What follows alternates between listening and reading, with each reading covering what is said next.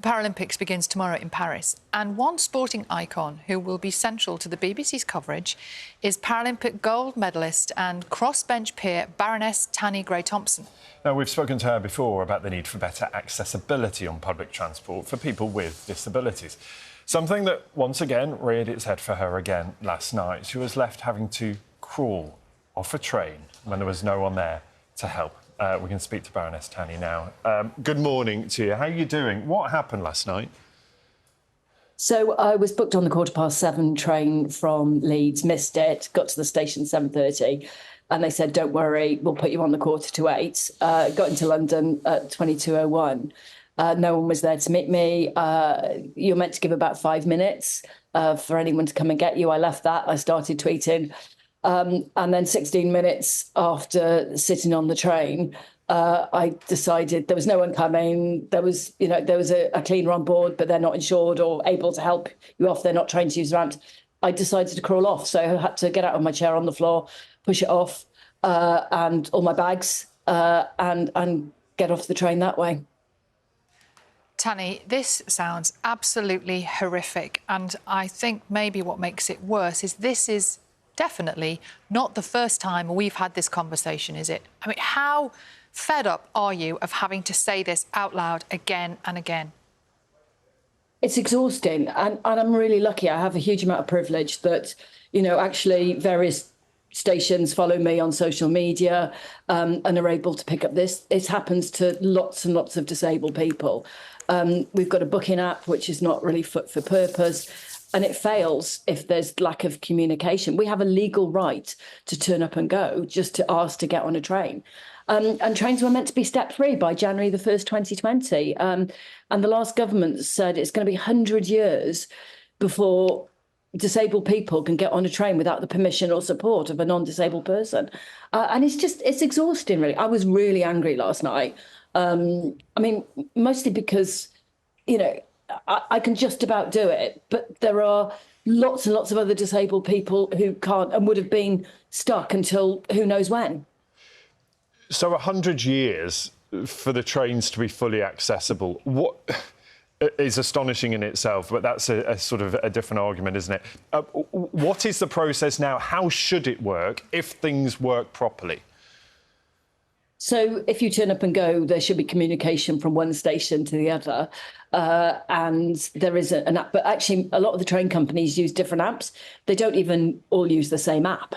Unless you're trained to use the ramp, you're not insured to use it. So a cleaner did offer to help me when I was halfway off the train, but I didn't want to put them in a difficult position.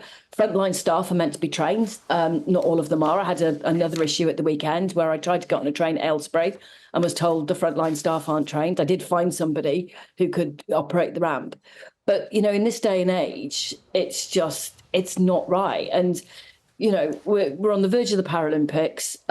If another non-disabled person tells me 2012 changed the world for disabled people, I will literally scream. It was an incredible game. It was brilliant. It just raised the bar on the Paralympics.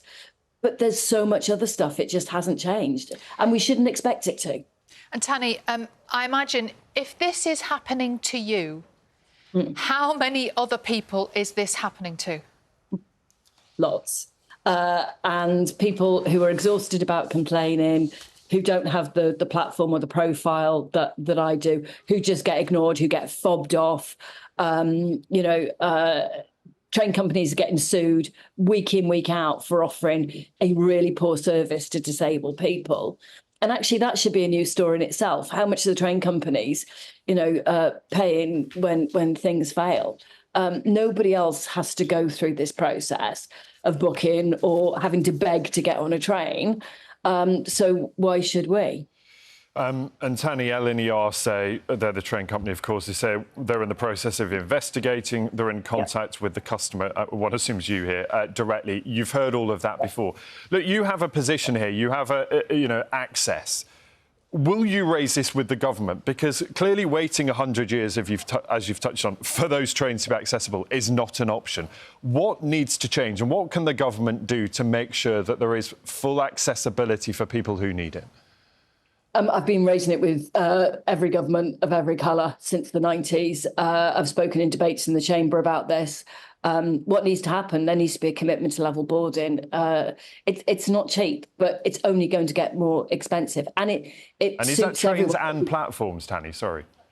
Platform. Well, you can buy trains that are lower level. Even if you bought one carriage per train, that would be different. But the government have to put it in the procurement process.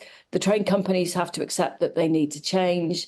It's change has to just start now. We can't just keep saying we'll sort it in a few years' time, because it will never change if something isn't done now. And they've had years to do it, but it's called derogations. Everyone has just kicked the can down the road by allowing derogations, by allowing them get-out clauses. And I'm just a bit tired of it, to be honest. I'm still quite angry, to be honest. Yeah, I bet. Thank you for talking to us this morning. We will follow it closely.